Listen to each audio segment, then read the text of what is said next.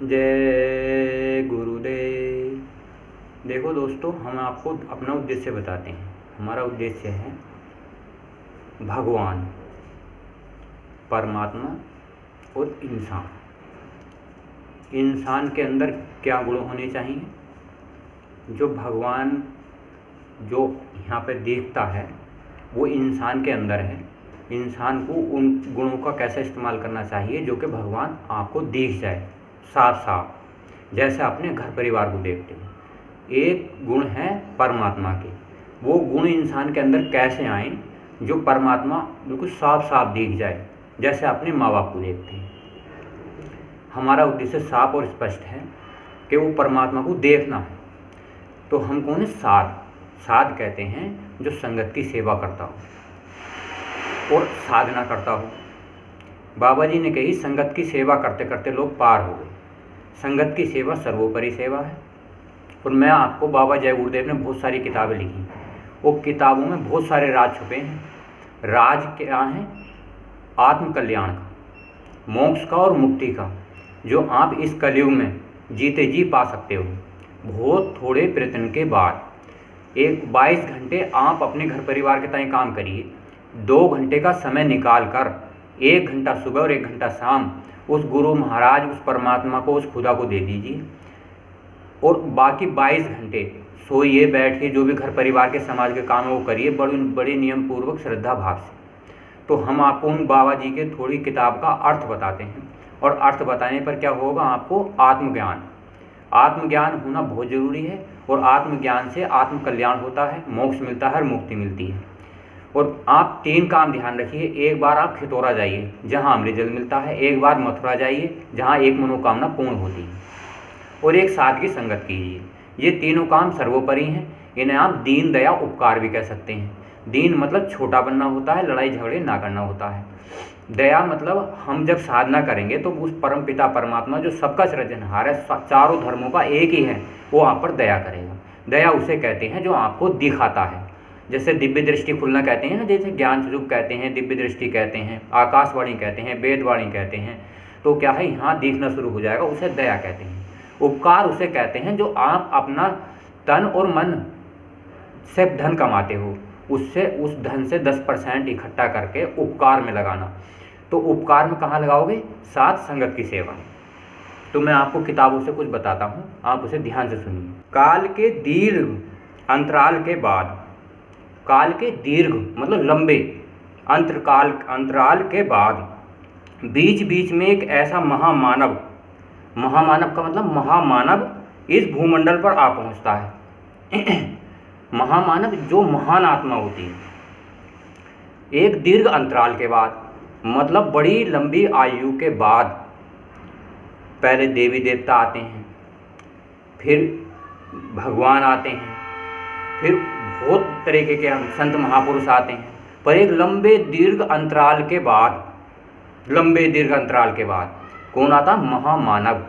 महान आत्माओं का सबका पिता, सबका सृजनहार, कुल मालिक, जो अनामी लोक में बैठा है, वो इस भूमि पर आता है, भूमंडल पर आ पहुंचता है, जो असंदिग्ध रूप से किसी अन्य लोक से आया हुआ।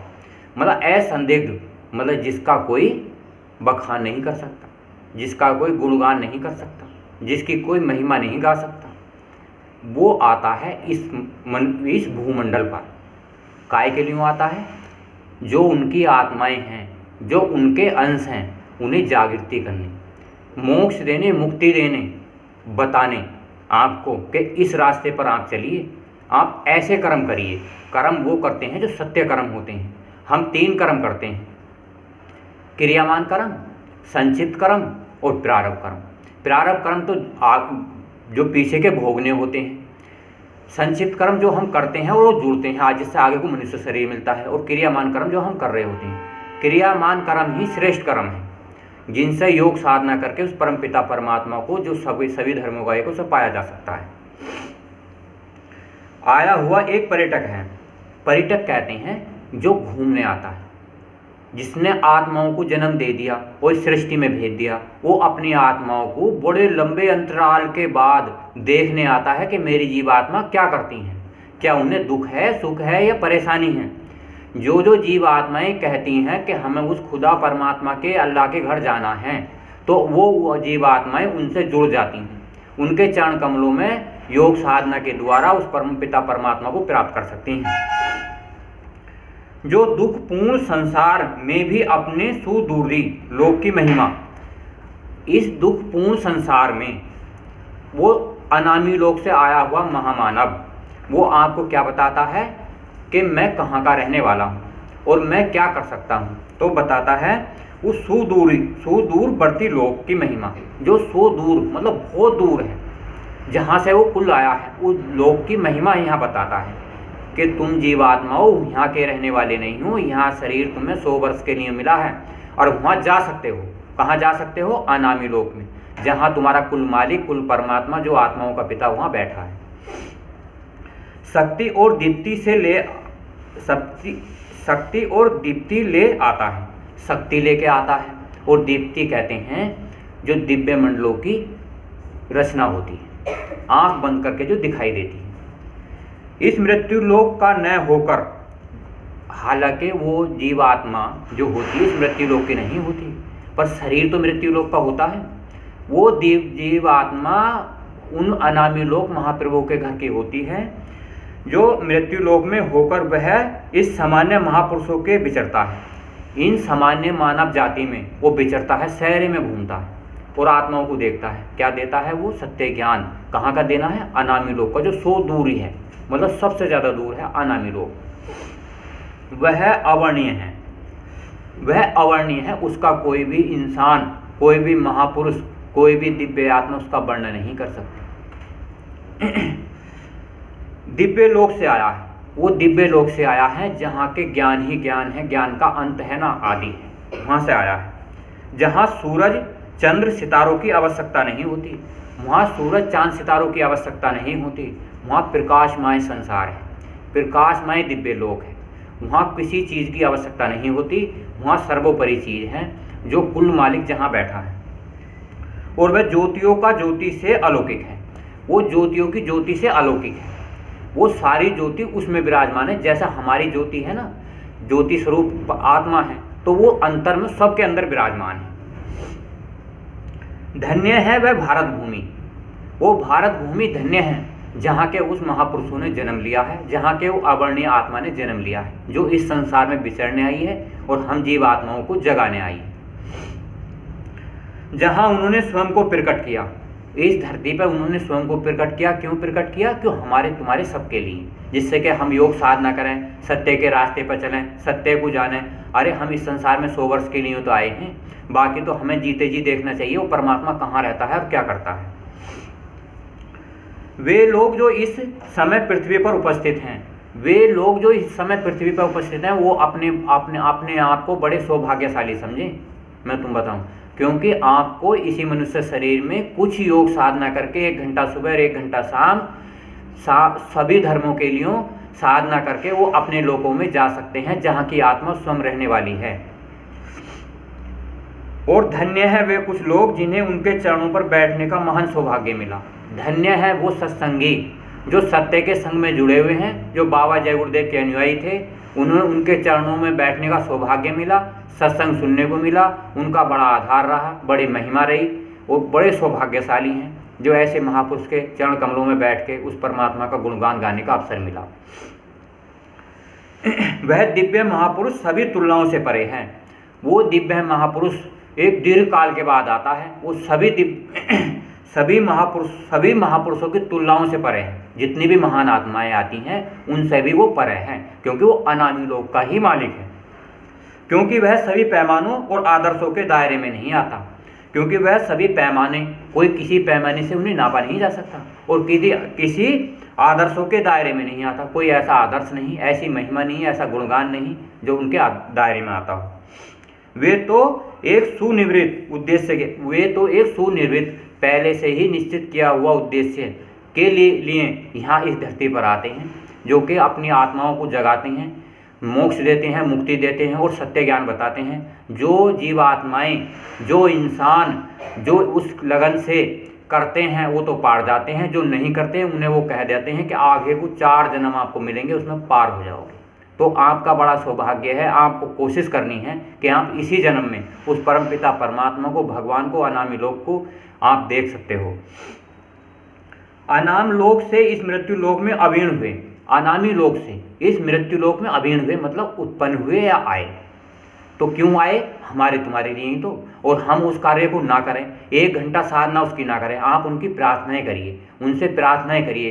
प्रार्थनाओं से अपार शक्ति मिलती है और प्रार्थनाओं से अदृश्य शक्तियाँ बुलाई जा सकती हैं, और प्रार्थनाओं से बढ़कर संसार में कोई अन्य वस्तु नहीं। अरे आपको सबूत चाहिए तो बाबा जय गुरुदेव के अनुयायी 40 करोड़ हैं, आप जाइए घर घर, सबसे पूछिए कि बाबा जी सत्य है या सत्य।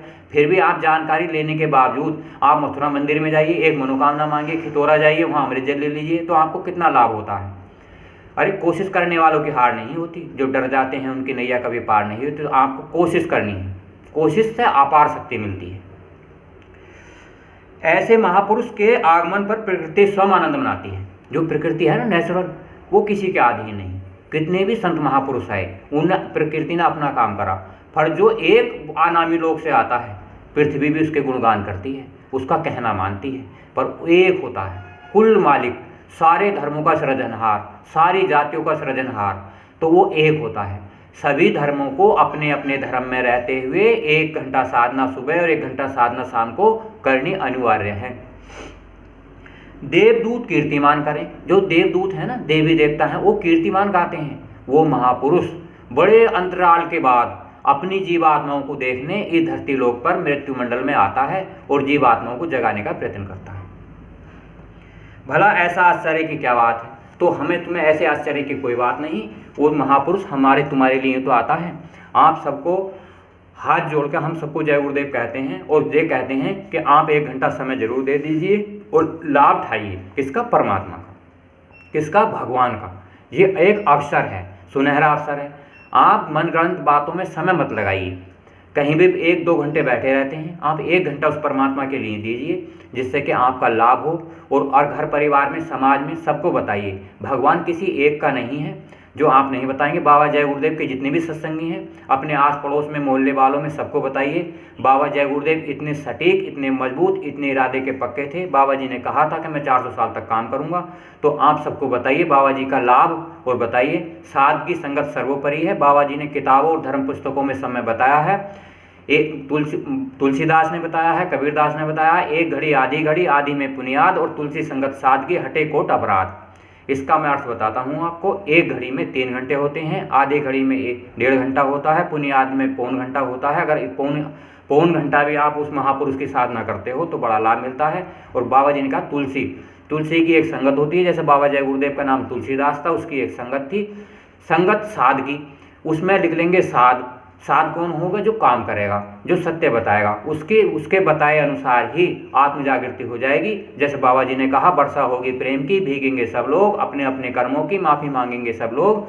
बाबा जी की जो बात नहीं माने थे और जहाँ तहाँ चारों तरफ को चले गए थे, वो बाबा जी की संगत में एक साथ होकर उस महिमा का गुणगान गाएंगे, उस साध के साथ रहेंगे, तो आत्म जागृति हो जाएगी।